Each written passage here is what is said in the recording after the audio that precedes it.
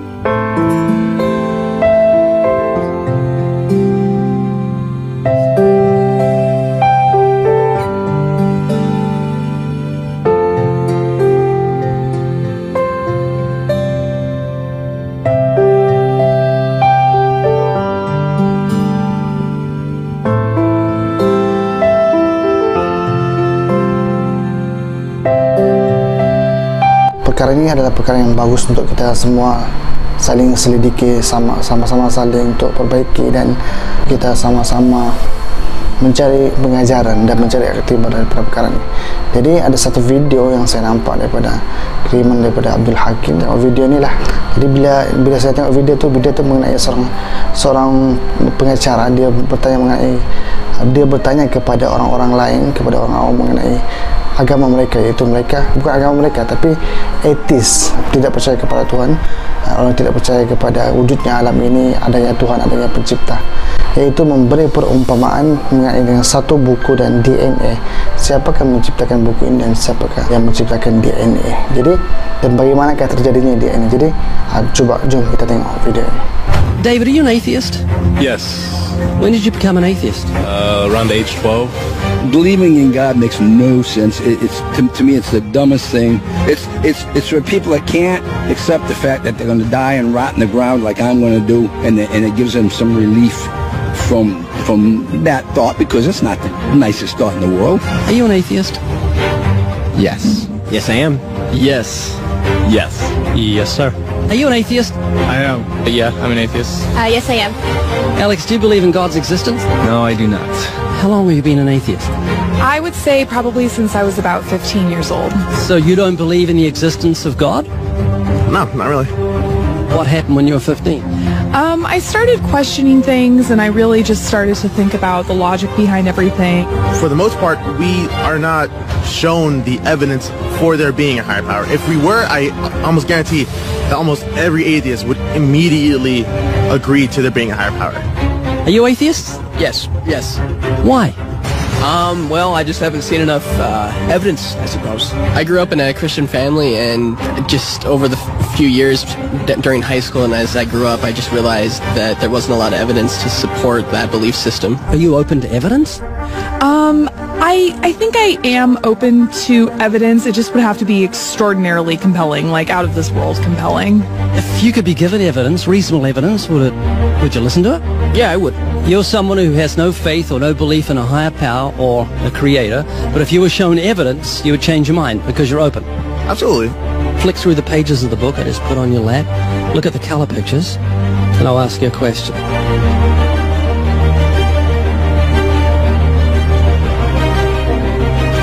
Do you believe that book could happen by accident, that nothing produced the color pictures in the book, that red, orange, yellow, green, blue, indigo, violet ink fell from the sky and formed itself into those beautiful pictures, and then black ink fell from the sky, or from nowhere, and formed itself into coherent words and sentences, capitals and periods and commas, making sense, page numbers fell from the sky, all in order, and then it bound itself and formed itself into a cover with artwork, and there we have a book.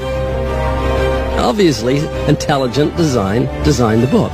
Wouldn't that be correct? Yeah. Can you see where I'm going with this? Yeah. Tell me, what is DNA? What is it? Deoxyribonucleic acid, and it's what makes up our bodies and our cells and everything that makes us who we are. DNA is like our biological code, kind of like binary zeros and ones. Information about us, who we are, what makes us us, parts of us, how we look, how we're built, everything like that. Your genes instructed your cells how to make your eyes and what color your eyes should be, and your hair and your height and your personality. Scientists call it the instruction book for life.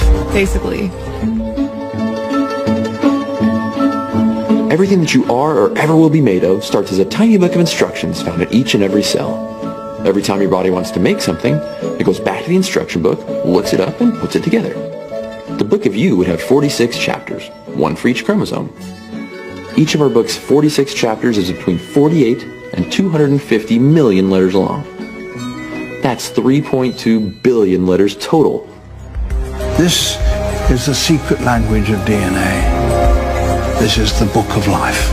Instruction book for life. Yes. Instruction book for life. Yes. DNA is made up of genes, and genes give instructions to the cells as to how your body should grow. Did you know that those instructions, the instruction book of your DNA, just your DNA, was laid out end for end, would go to the sun and back a number of times? That book of instructions is so comprehensive. DNA is the genetic information encoded in the cell of every living thing that instructs our cells how to grow and how to function. It's our genes that determine whether our skin will be dark or light, have brown or blue eyes, or red or green or yellow, have red hair, be brunette or blonde, be tall or not so tall, or the color of our feathers if we're a bird. Whether we're humans, fish, animals, insects, or plant life, the way our bodies look and operate has all been pre-written in the amazing book of our DNA. What do you think the mentality of someone who believes a book fell together without a bookmaker? Well, they would be crazy. Do you think a book could make itself? No, I don't. Of course not. No. Utterly impossible. Yes. If anything can happen by accident. I mean, from nothing. Couldn't happen, could it? I don't think so. It'd be impossible. It would be like saying an explosion caused everything that makes a 747 airplane to all just come together by accident without some intelligent thought behind it. That's a good point. Do you believe DNA happened by accident? No, I think that it developed over the course of many, many millennia of evolution and development. DNA exists in every living thing. Its origins don't matter. The fact that there is intelligent information tells us there must be an intelligent designer. Is this making you think? It is, and I do think about it from time to time. It's just, yeah, yeah, it's complicated, definitely. Well, DNA's complicated, but the point I'm trying to make is very simple. Book designer, or bookmaker, DNA, intelligent designer. God. Does that make sense? Yes. You an atheist? I am. What would you think of the mentality of someone who thought a physical book could make itself? I think they'd be silly. Of course it can't make itself. What would you think of the mentality of someone who believed the instruction book for life, DNA, made itself? I think it'd be silly as well. It would need investigation. That's atheism. Absolutely. And what would you think of the intelligence of someone who believed the instruction book for life made itself? Low intelligence level. DNA happened by accident? Probably not too smart. DNA couldn't make itself. It's impossible. Does that make sense? Yes. Is this making you think? Yes. And what would you think of the person who believed that DNA, the instruction book for life, happened by accident? Because we're not just talking about human beings, we're talking about every form of life. Fleas, cats, dogs, elephants, cows, horses, trees, plants, everything has DNA, the instruction book for life, which makes the book in your hand just seem feeble compared to the infinite intelligence that must have put the instruction book for life together. Can you see what I'm saying? Yeah. Do you believe DNA happened by accident? I believe it could. Explain it to me, how a program could make itself out of nothing on how to make a human eye, giraffe size, elephant size, cats, dogs, puppies, flowers, birds, trees. Every living thing has DNA that's so complex, it's mind-boggling. It must have been a genius beyond any human reasoning that put it together. And to say it happened by chance is infinitely sillier than saying a physical book happened by chance. All I'm doing is reasoning with you. I'm not arguing. I don't want to win an argument. I'm just saying I want you to concede something that's absolute common sense.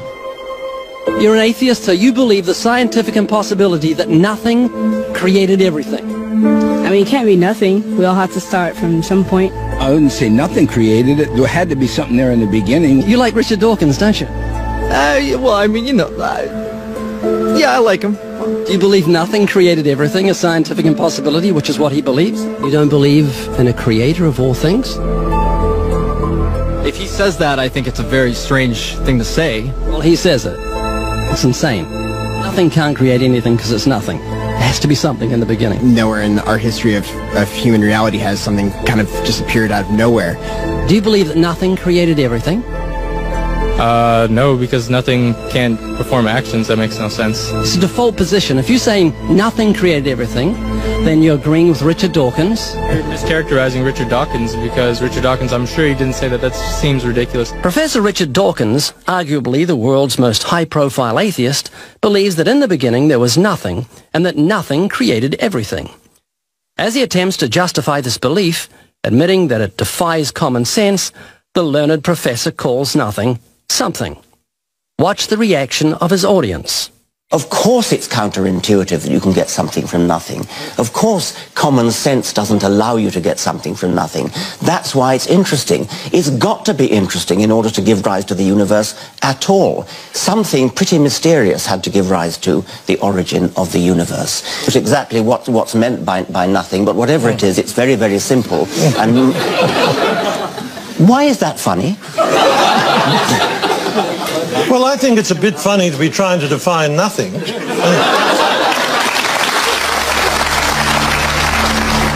Richard Dawkins, I'm sure he didn't say that. That seems ridiculous. The audience reaction confused the normally eloquent professor because he's not used to being the object of laughter. What he didn't realize was he was talking to people who were endowed by their creator with the virtue of common sense. This was just another case where the emperor has no clothes. Someone should tell this man who has deceived millions, you're talking foolishness.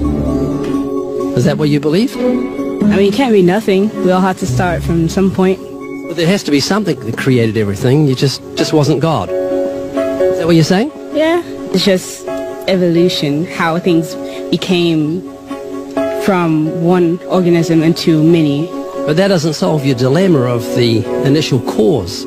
There has to be an initial cause. If there was a big bang in space that from there issued cats and dogs and horses and cows.